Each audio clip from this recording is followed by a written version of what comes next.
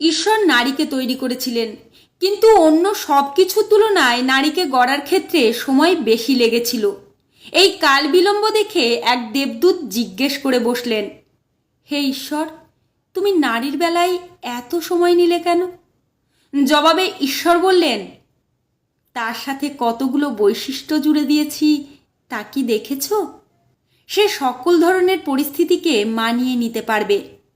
সে একই সাথে একাধিক শিশু পালনে সক্ষম।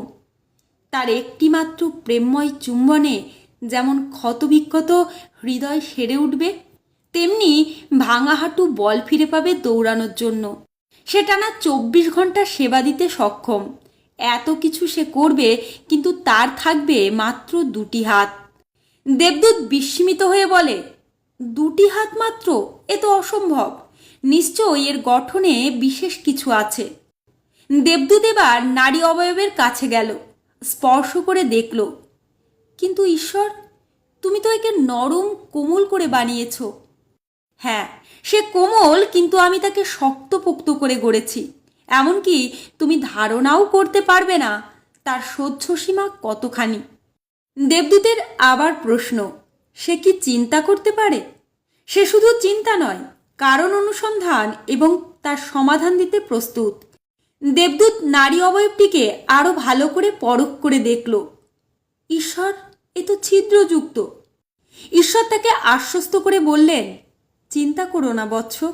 চোখের কোণে যে ছিদ্র দেখছো, তা থেকে জল গড়িয়ে পড়বে, কখনো আনন্দে, কখনো দুঃখে, কখনো গর্বে, কখনো তীব্র যন্ত্রণায়।